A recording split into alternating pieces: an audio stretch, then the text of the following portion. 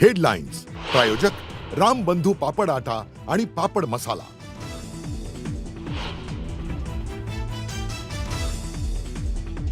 भोंदू अशोक खरातवर अत्याचाराचा तिसरा गुन्हा दाखल। तांत्रिक विधी आणि प्रसादाच्या नावाखाली औषध देत अत्याचार केल्याचा आरोप। पोलिसांकडून खरातची चौकशी सुरू। भोंदू खरात प्रकरणाला राजकीय रंग देऊ नये, मुख्यमंत्री फडणवीसांचं आवाहन। ज्या मविया सरकारच्या काळात खरातच्या संस्थेला नियम बाजूला सारत पाणी देण्यात आलं, त्यांनी याचं राजकारण करू नये, फडणवीसांचा विरोधकांना टोला।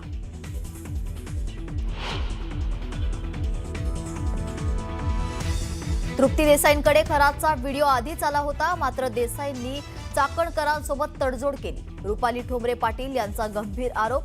यात कोट्यावधींचा व्यवहार झाल्याचा रुपाली पाटलांचा आरोप।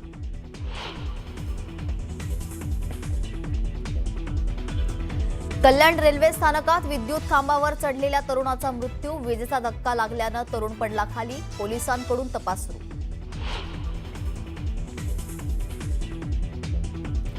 राज्यातील हॉटेल उपहारगृहांना आता 20% गॅस पुरवठा करण्यात येणार। अन्न नागरी पुरवठा मंत्री छगन भुजबळ यांची माहिती। व्यापारी एलपीजीच्या वाटपाबाबत केंद्राच्या निर्देशामुळे हॉटेल चालकांना मिळणार दिलासा।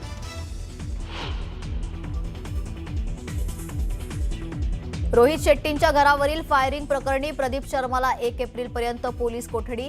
शर्मांचे आरोपींसोबत व्यावहारिक संबंध असल्याची माहिती।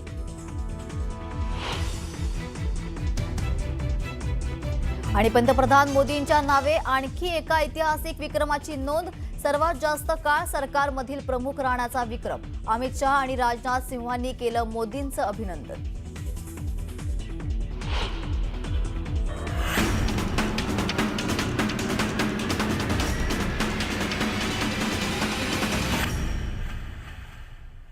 नमस्कार, मी प्रतीक्षा। न्यूज 18 मराठीमध्ये आपलं स्वागत आहे। पाहुयात सुपरफास्ट 100 बातम्या।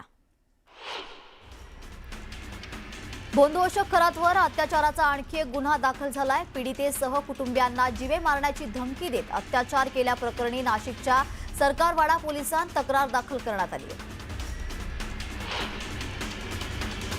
भोंदू अशोक खरात प्रकरणातील एसआयटी चौकशीचं स्थळ बदलण्यात आलंय। आज अज्ञात स्थळी खरात प्रकरणाची चौकशी केली जाते। 3 दिवस गुन्हे शाखा आणि पोलीस क्लब इथे चौकशी सुरू होती। चौकशीला स्वतः एसआयटी प्रमुख तेजस्विनी सातपुते उपस्थित आहेत। अशोक खरात यांच्या चौकशीनंतर त्याच्याकडे काम करणाऱ्या कर्मचाऱ्यांची चौकशी होणार आहे। अशोक खरातच्या फार्म हाऊसवर काम करणाऱ्या कर्मचाऱ्यांची चौकशी होणार आहे। ईशान्येश्वर मंदिराच्या पुजाऱ्यांचीही चौकशी केली जाणार आहे। अटकेच्या 3 दिवसाआधी भोंदू खरातची 3 मोठ्या अधिकाऱ्यांसोबत बैठक झाली होती। यातील एक अधिकारी मुंबई विभागातील असल्याची माहिती सूत्रांनी दिली आहे। अशोक खरातसोबत अधिकाऱ्याचे आर्थिक व्यवहार असल्याचा संशय व्यक्त करण्यात आला आहे। अशोक खरात प्रकरणाला राजकीय रंग देऊ नये असं आवाहन मुख्यमंत्री देवेंद्र फडणवीसांनी केलंय। ज्या मविया सरकारच्या काळात खरातच्या संस्थेला नियम बाजूला सारत पाणी देण्यात आलं, त्यांनी याचं राजकारण करू नये असा टोला मुख्यमंत्र्यांनी विरोधकांना लगावला। तृप्ती देसाईंकडे खरातचा व्हिडिओ आधीच आला होता, मात्र देसाईंनी चाकणकरांसोबत तडजोड केली असा गंभीर आरोप रुपाली ठोंबरे पाटलांनी केलाय। यात कोट्यावधींचा व्यवहार झाल्याचा आरोप रुपाली पाटलांनी केलाय। संजय राऊतांनी दीपक केसरकरांवर निशाणा साधला। सरकारमध्ये असल्यापासून दीपक केसरकरांना भोंदू गोष्टींचा नाद आहे अशी टीका राऊतांनी केली आहे। केसरकर जंगलामध्ये जाऊन विधी करतात असे त्यांचे सहकारी सांगतात असंही राऊत यावेळी म्हणाले। भोंदू खरातच्या दरबारात जाणाऱ्या मंत्र्यांना सहआरोपी करा अशी मागणी खासदार संजय राऊतांनी केली आहे। मंत्र्यांना सहआरोपी केल्याशिवाय भोंदूगिरी थांबणार नाही असं देखील राऊतांनी म्हटलंय।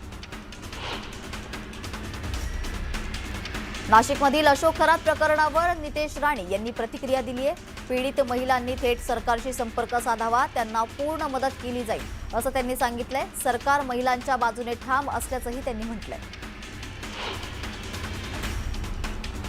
अशोक खरात प्रकरणावरून अनिसचे प्रमुख अविनाश पाटील आक्रमक झालेत। अशा बुवाबाजी करणाऱ्यांची पोलीस स्टेशन निहाय माहिती गोळा करून कारवाई करा अशी मागणी त्यांनी केली आहे। जादूटोणा विरोधी कायद्याची कडक अंमलबजावणी व्हावी असंही त्यांनी सांगितलंय. प्रशासनाच्या दुर्लक्षामुळेच अशी प्रकरणं वाढत असल्याची टीकाही त्यांनी केली. भोंदू करातला बळी पडलेल्या सर्व नेत्यांचे पुरावे देण्याची मागणी विजय वडेट्टीवारांनी केली आहे. तर करातशी संबंध असलेल्यांची चौकशी करण्याची मागणीही त्यांनी केली आहे. या प्रकरणामध्ये अनेक मंत्री, IAS आणि IPS अधिकाऱ्यांचा समावेश असल्याचा दावा त्यांनी केलाय. नांदेड शहरातील एका मठात हरिगिरी दत्तगिरी महाराजाने महिलेवर अत्याचार केलाय. लग्नाचा आमिष दाखवून हरिगिरीने महिलेवर अत्याचार केलाय. हरिगिरी महाराजाला पोलिसांनी अटक केली आहे. जुलै 2025 पासून महिलेला लग्नाचा आमिष दाखवत 3 वेळा अत्याचार केल्याची तक्रार पीडित महिलेने केली आहे.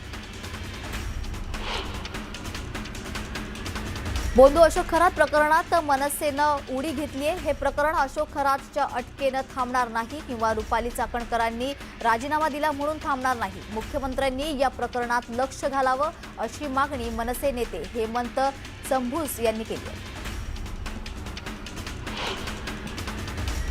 पंतप्रधान मोदींच्या नावे आणखी एका ऐतिहासिक विक्रमाची नोंद झाली आहे. सर्वात जास्त काळ सरकारमधील प्रमुख राहण्याचा विक्रम नरेंद्र मोदींनी केलाय. दरम्यान अमित शहा आणि राजनाथ सिंहांनी मोदींचं अभिनंदन केलं. सातारा जिल्हा परिषदेच्या अध्यक्षपदी भाजपच्या अतुल भोसले यांची निवड झाली आहे. संख्याबळ नसतानाही भाजपने व्यूहरचना आखून सातारा जिल्हा परिषदेवर आपला झेंडा फडकवलाय.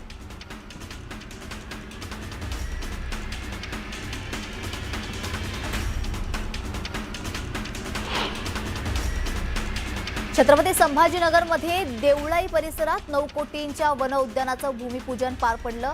पालकमंत्री संजय शिरसाट यांच्या उपस्थितीत हा सोहळा संपन्न झाला. शहरातील नागरिकांसाठी पर्यटन केंद्र म्हणून हे गार्डन विकसित केलं जाणार आहे. भंडारा जिल्ह्यातील तुमसर तहसील कार्यालयात पालकमंत्री पंकज भोयर यांच्या उपस्थितीत जनता दरबार पार पडला. यामध्ये नागरिकांनी आपल्या विविध समस्या मांडल्या. पालकमंत्र्यांनी तात्काळ कार्यवाही करण्याचे आदेश देत अधिकाऱ्यांची कान उघडणी देखील केली. अशोक खरात प्रकरणामुळे राज्याच्या राजकारणात मोठी खळबळ उडाली आहे. या पार्श्वभूमीवर रुपाली चाकणकर यांनी महिला आयोगाच्या अध्यक्षपदाचा राजीनामा दिला. आता रिक्त पदासाठी ज्योती मेटे यांच्या समर्थकांनी सोशल मीडियावर पोस्ट करत ज्योती मेटेंना संधी देण्याची मागणी केली आहे. तुळजापूरमध्ये तब्बल 10 कोटींचे अंमली पदार्थ जप्त करण्यात आले. या प्रकरणात मालेगाव कनेक्शन उघड झालं असून वाशिम शहा आणि मोहसिन खान या दोघांना अटक करण्यात आली आहे. कोम्बिंग ऑपरेशन दरम्यान संशयित कारमधून बॅग सापडली होती. या प्रकरणाचा पुढील तपास पोलीस करत आहेत.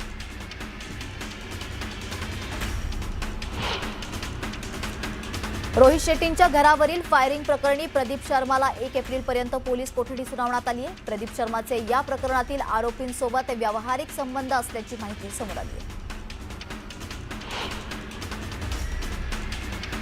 जागतिक जल दिनानिमित्त सांगलीत कृष्णा नदीच्या काठावर जलपूजन करण्यात आलं. श्री स्वामी समर्थ घाटावर कृष्णा महापूर नियंत्रण समितीने पूरस्थितीच्या पार्श्वभूमीवर शासनाने तातडीने उपाययोजना कराव्यात अशी मागणी केली आहे. अलमट्टी धरणांची उंची वाढू नये असा रुरकी इन्स्टिट्यूटचा अहवाल असल्याने चिंता व्यक्त करण्यात आली आहे. छत्रपती संभाजीनगरच्या जुन्या शहरात ट्रान्सफॉर्मर ओव्हरलोडमुळे तब्बल 5 तास वीज खंडित झाला. रोशन गेट, किराडपुरा, नवाबपुरा, इंदिरानगर या भागात अंधाराचा नागरिकांना ईदचा सण साजरा करावा लागला. छत्रपती संभाजीनगरमधील डॉक्टर बाबासाहेब आंबेडकर मराठवाडा विद्यापीठानं परीक्षा संदर्भात मोठा निर्णय घेतलाय. 7 एप्रिलपासून सुरू होणाऱ्या परीक्षांसाठी विद्यार्थ्यांची माहिती वेळापत्रक पोर्टलवर भरणं बंधनकारक केलंय. माहिती अपलोड नसेल तर विद्यार्थ्यांना थेट परीक्षेला बसू दिलं जाणार नाही असा इशारा देण्यात आलाय. सातारा जिल्हा परिषद सत्ता स्थापनेवरून महायुतीतच वाद चिघळलाय. मंत्री शंभूराज देसाई यांना धक्काबुक्की झाल्याचा आरोप करत शिवसेनेचे कार्यकर्ते आक्रमक झाले. या विरोधात सांगलीत बाळासाहेब ठाकरे चौकात संतप्त शिवसैनिकांनी भाजप विरोधात आंदोलन करत घोषणाबाजी केली. जळगावच्या धरणगाव तालुक्यातील साळवा गावात छत्रपती शिवाजी महाराजांच्या पुतळ्यावरून तणाव निर्माण झालाय। मध्यरात्री अज्ञात व्यक्तींनी अश्वारूढ पुतळा उभारला। पुतळ्याला परवानगी नसल्याने मोठ्या संख्येने ग्रामस्थ जमा झाले। पोलिसांचा मोठा बंदोबस्त तैनात करण्यात आला असून प्रशासनाकडून समजूत काढण्याचा प्रयत्न सुरू आहे। ग्रामस्थ मात्र ठिय्या आंदोलनावर ठाम आहेत। भंडारा जिल्ह्यात सखल ओबीसी समाजाच्या वतीने भव्य मोर्चा काढण्यात आला। दसरा मैदान ते जिल्हाधिकारी कार्यालयापर्यंत या मोर्चाचं आयोजन करण्यात आलं होतं। ओबीसी समाजाची जातनिहाय जनगणना करण्याच्या मागणीसाठी मोर्चा काढण्यात आला। अवकाळी आणि गारपिटीचा मोठा फटका नाशिक जिल्ह्याच्या ग्रामीण भागाला बसलाय। या अवकाळी पावसामुळे तब्बल 7,000 हेक्टरील पिकं मातीमोल झाली असून 11,000 शेतकरी संकटात सापडले। जिल्ह्यातील 15 पैकी 8 तालुक्यांतील 76 गावांना या नैसर्गिक आपत्तीचा सामना करावा लागतो। उत्तर पुणे जिल्ह्यात शेतीमालासह वीट भट्टी व्यवसायाला पावसाचा फटका बसलाय। अचानक झालेल्या पावसामुळे वीट व्यावसायिक अडचणीत सापडण्याची शक्यता आहे। नुकसान टाळण्यासाठी वीट भट्ट्यांवर ताडपत्री टाकण्यासाठी कामगारांची लगबग सुरू आहे। माथेरानमध्ये रिक्षा चालकांनी उद्यापासून उपोषणाची हाक दिली आहे। गेल्या 8 महिन्यांपासून हात रिक्षाला बंदी असल्यानं हात रिक्षाचं पुनर्वसन करण्याची मागणी करण्यासाठी बेमुदत उपोषण करण्यात येणार आहे। तर ई रिक्षा वाटपात पारदर्शकता असण्याची मागणीही करण्यात आली आहे। पंढरपूरच्या विठ्ठल मंदिरात शिर्डी आणि तुळजापूरप्रमाणे स्थानिक नागरिकांना 24 तास थेट दर्शनाला सोडण्यात यावे अशी मागणी करण्यात आली आहे। रात्री 10:30 वाजता स्थानिक नागरिकांना दर्शनाची वेळ असताना देखील वेठीस धरण्याचा प्रयत्न करतोय, तर असा आरोप स्थानिकांकडून करण्यात येतोय।